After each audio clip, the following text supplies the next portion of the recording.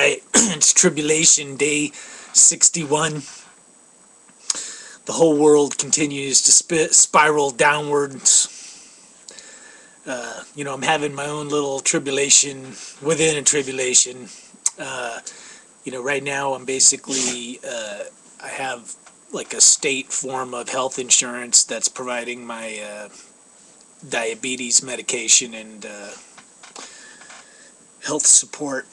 But what's weird about our health system is for some reason we kind of detach dentistry, and it's not really, it's kind of its own separate thing, even though the reality is the health of your teeth are directly related to everything else that's going on in your body. And as a diabetic, the health of my teeth is equally as important. But anyway, to make a long story short, I kind of busted my back molar in half about a year ago, and I've been walking around with like a half tooth. And then actually on my birthday, I cracked the tooth and knocked off another chunk of it eating my stepfather's cornbread. He has this special way of making it where he puts bacon inside of it, which, I think that's kind of meant my tooth probably would have broke anyway. But I'm kind of in the process of trying to figure out how to get some dental assistance with my tooth, and I'm kind of just hoping that it doesn't get infected. So it's kind of like a tribulation within a tribulation. The United States, weather-wise, has been in a big heat wave, but now a cold wave is coming back in. Here in San Jose, it's July, and it's actually chilly out, which is kind of abnormal. A lot of stuff happening. The Middle East, is just absolutely crazy.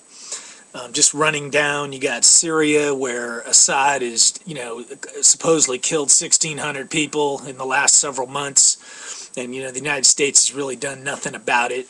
In Palestine, you got, a flotilla and a flotilla, but they're trying to put pressure on Israel and basically break up the blockade, and that's still in full swing. There's about 20 boats out there, and right now, the Israeli, the United States, and several other governments are all kind of working in cahoots to keep the boats from actually landing in the Gaza Strip, because they know if they do, all hell's going to break loose. Egypt is a big mess. I guess they're kind of marching towards some kind of elections and getting a constitution together, but it really looks like the Muslim Brotherhood is going to be taking over there. Iran, of course, is completely out of control. I think they've brought a couple of their nuclear plants online, and I think they basically have nuclear warheads. Nobody wants to actually say it, but they got them already.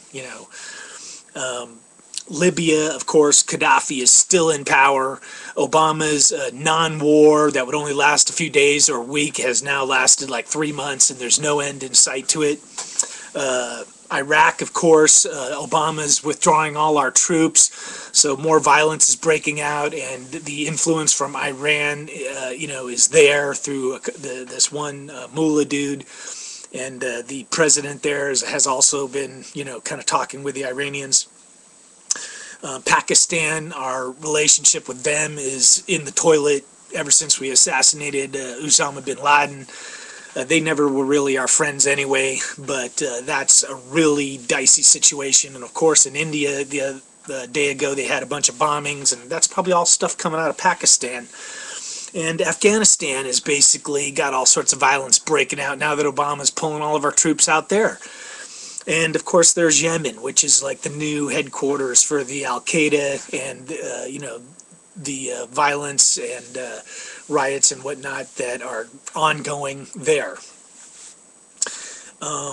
Here in America and even in Europe, there's several countries that are kind of doing austerity measures that are all on the brink of collapsing financially and defaulting on their loans.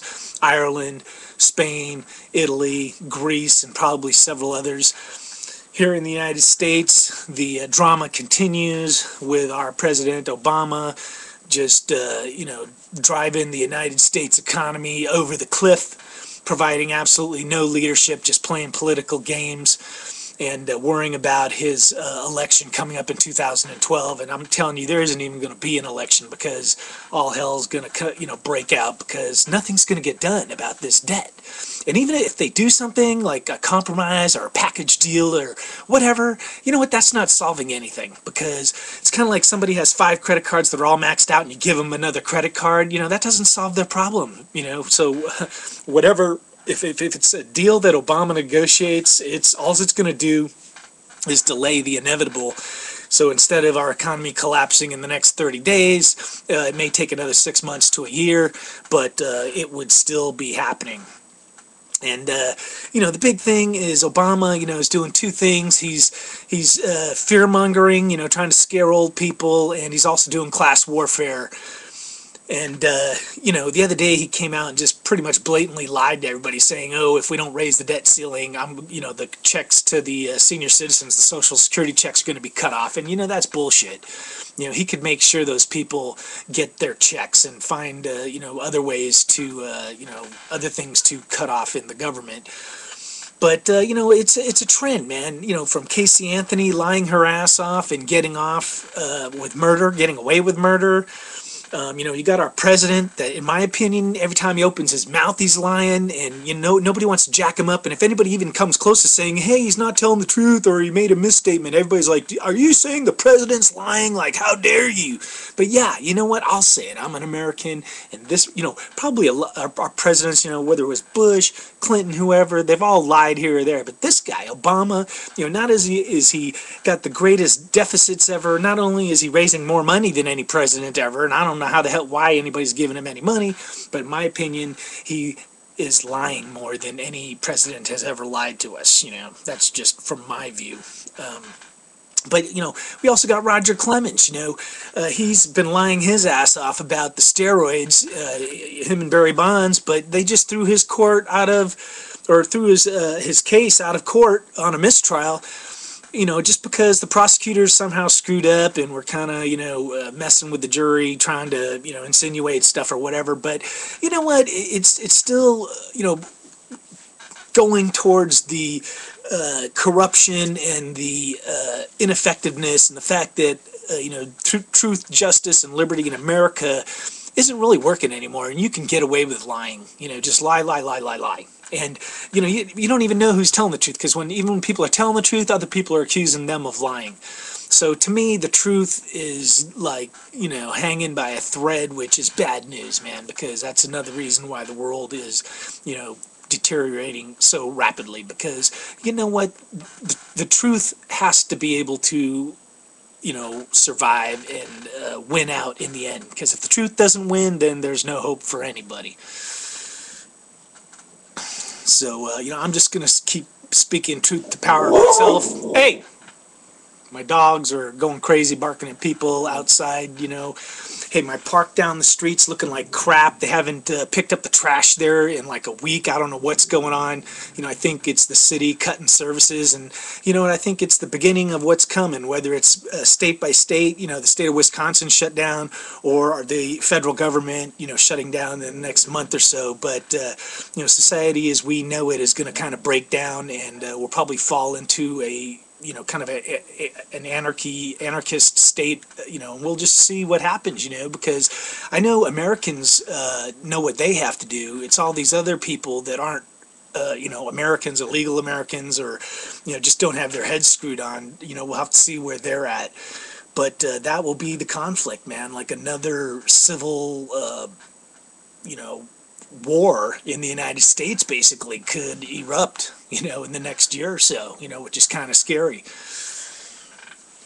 So anyway, you know what? I don't have any solutions. I'm going to go ahead and sign out.